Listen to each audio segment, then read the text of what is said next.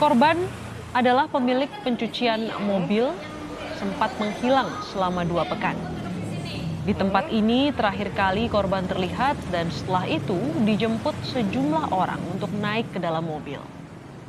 Keluarga juga sempat membuat laporan penculikan hingga akhirnya mendengar kabar jika salah satu korban bernama Tony meninggal dunia meski sempat tidak mengetahui keberadaan jenazahnya.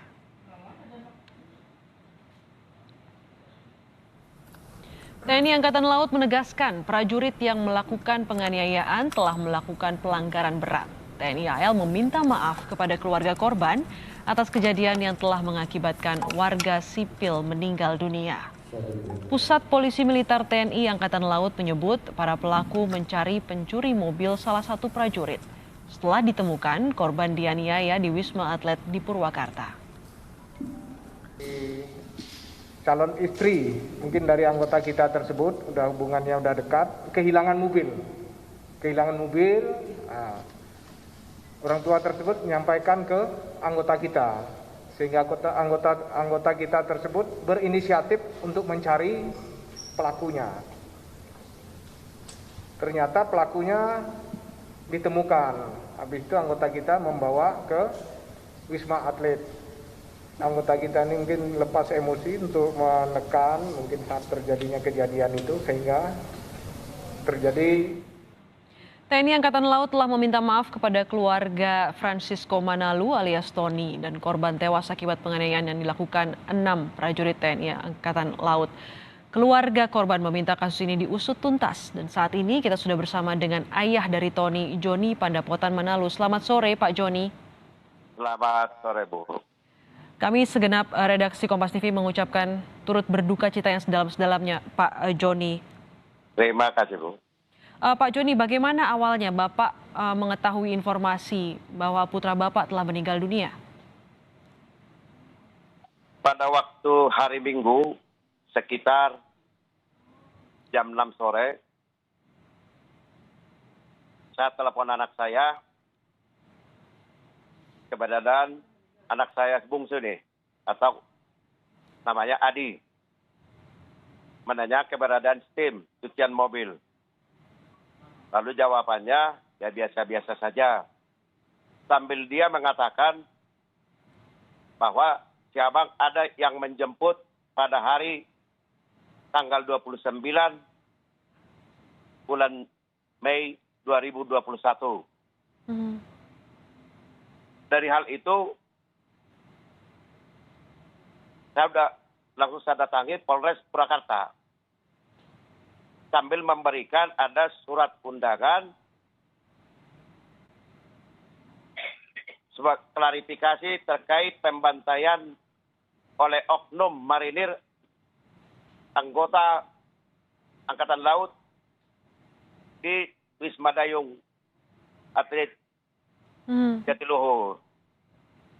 Nah, dari undangan itu saya datangi pihak kepolisian Polres Purwakarta sambil mempertanyakan bahwa polisi mengatakan, wah ini hanya undangan kasus 170 dan dijadikan sebagai saksi karena ada pembantaian yang namanya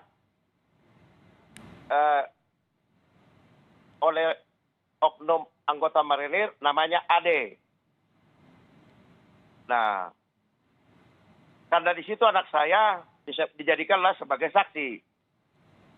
Tapi karena ada laporan dari anak saya yang bungsu namanya Adi tadi, ada penculikan pada tanggal 29, salah seorang masuk ke dalam kantin cucian mobil, yang lain katanya sudah ada yang nunggu di luar, menggunakan mobil Toyota Avanza warna putih. Itu menurut kasir saya yang bernama Purnama. Dengan hal itu, karena kecurigaan saya semakin tinggi, dari tanggal 29 sampai tanggal 15 tidak kunjung tiba lagi, sehingga saya buat laporan ke Unit 4 Serse Polres Purwakarta. Dalam laporan saya adalah penculikan. Oke, Pak Joni melaporkan penculikan sebelum mengetahui informasi bahwa anak Bapak meninggal, begitu ya Pak?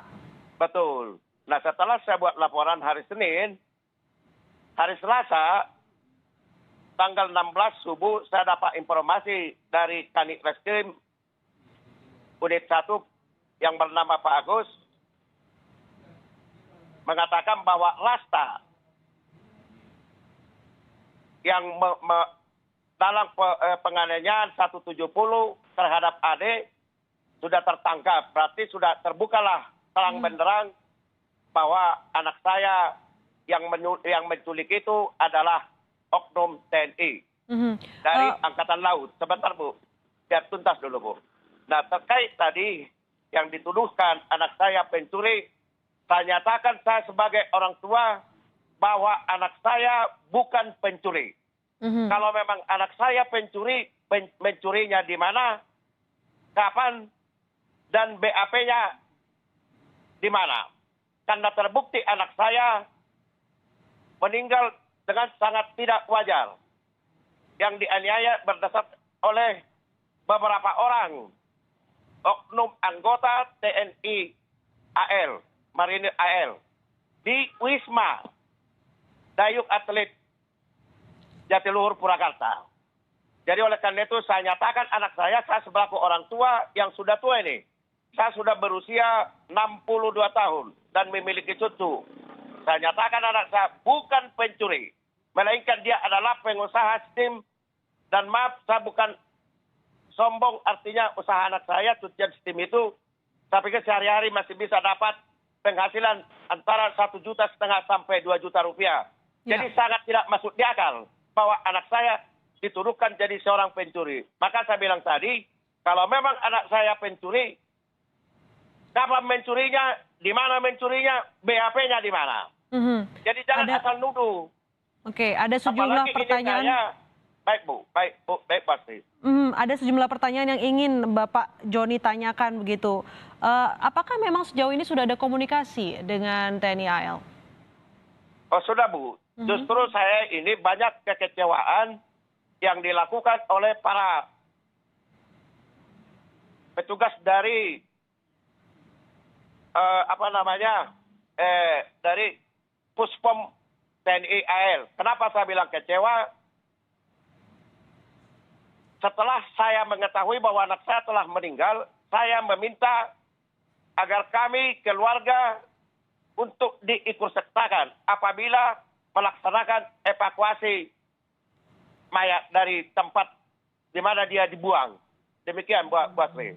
Permintaan keluarga adalah untuk diikutsertakan dalam mengambil jenazah dari Tony begitu ya Pak? Bu, akan tetapi kami benar-benar merasa dibodohi atau diposisikan kami orang yang terbodoh sedunia. Kenapa saya mengatakan demikian Bu? Pada waktu hari Senin malam, kata pihak dari Puspom AL di Kepolisian Resort Purwakarta, apabila bisa besok kita melakukan evakuasi mayat, bahwa keluarga akan kami informasikan.